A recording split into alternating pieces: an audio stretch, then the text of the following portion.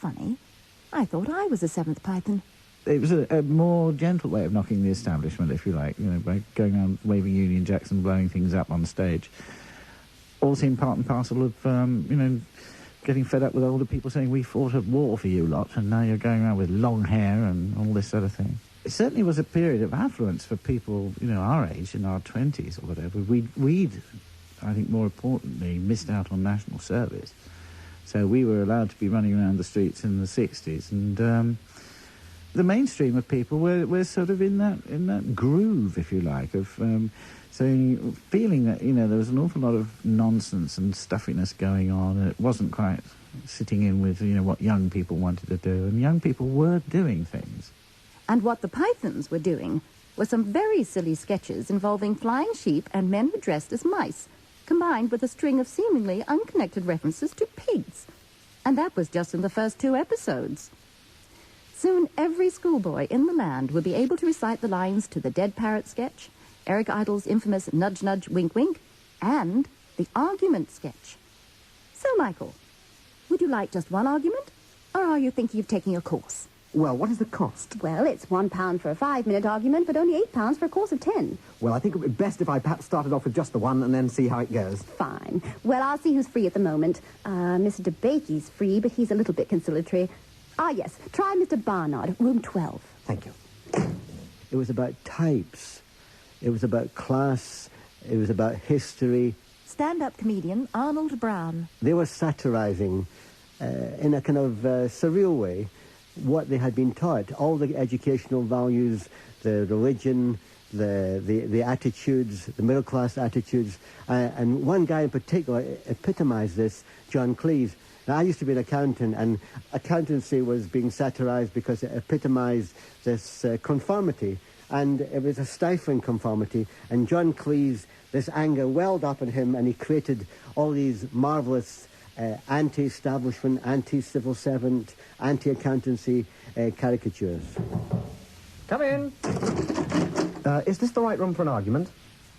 I told you once. No, you haven't. Yes, I have. When? Just now. No, you didn't. I did. Didn't. Did. Didn't. I'm telling you I did. You did not. Oh, I'm sorry, just one moment. Is this a 5-minute argument or the full half hour?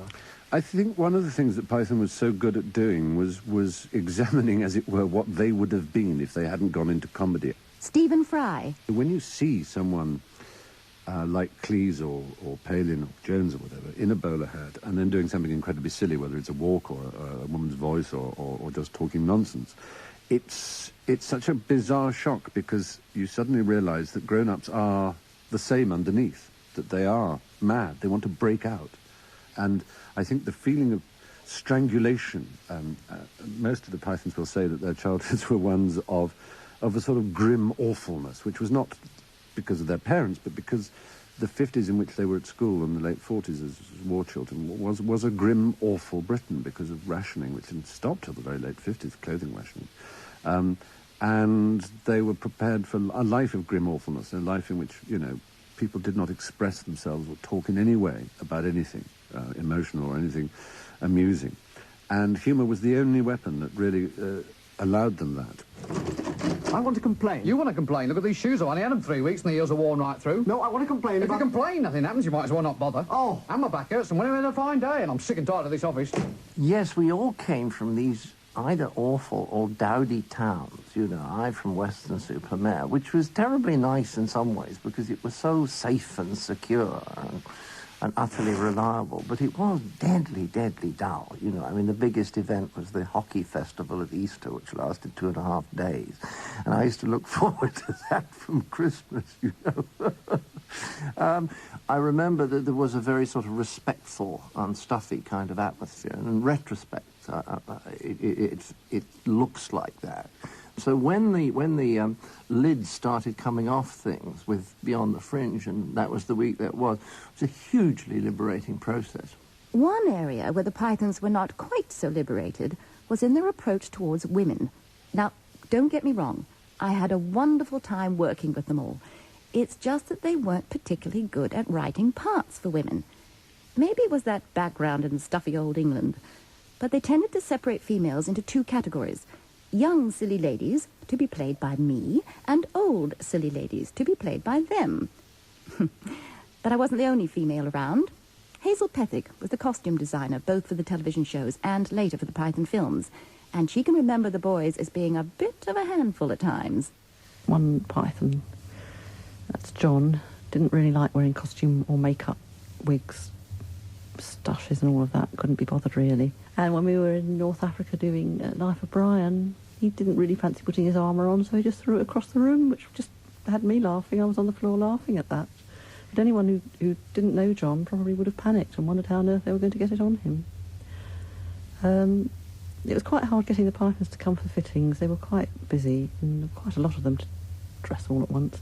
Did manage to get them along to the BBC costume room at one point, but as soon as they came in, they started chasing one another all around, and it was like a playground, really.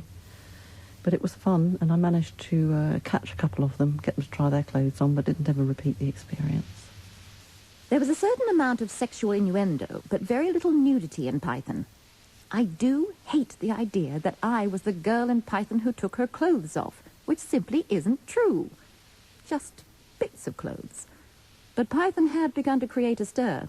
How could anyone find offence in such offerings as the upper-class Twit of the Year competition, or the Batley Women's Guild's presentation of the first heart transplant? Well, it seems that some did. I can never sort of really look at Python and say, oh, we did something very dangerous and subversive, oh, we broke the barriers of comedy there, we were shocking. When people say that to me, I'm quite surprised that it really had that feeling, because I was doing Python at the same time as I was going to visit my mother on Sundays, you know, and my father, and have a little sort of, you know, quiet Sunday night. And my life hadn't changed very much. I was just doing comedy. And people would say, oh, sort of, these people, you know, shocking taste and undermining the sort of whole climate of this country and all that moral climate. I never really saw that at the time. But I can remember certain moments within the creation of Python when I was shocked, which is probably a good thing. For instance, when John and Graham brought in the sketch about someone bringing his mother to the undertakers, you know, and my mother's just died. Oh, yeah, where is she? She's in this sack. Oh, yeah, well, I'd like to, you know, dispose of her. You know. Yeah, well, basically the three things that you can do: burn her, bury her, or dump her. And it ended up with something, and if you feel really guilty, you can always throw up in the grave. And it was absolutely, I remember them reading that and just say, you cannot do this, and we did it.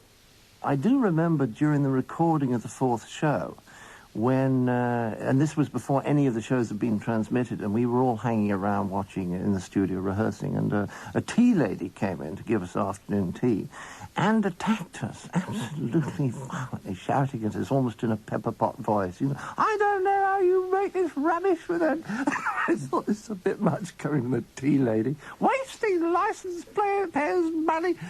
I do remember that attack because it was so incongruous and so unexpected. And then the furore seemed to me to follow rather later when, for example, Life of Brian came out. I do remember that was an exciting time. Matthias, son of Deuteronomy of Gath? Well, I say yes. Yes. Yes. You have been found guilty by the elders of the town of uttering the name of our Lord, and so as a blasphemer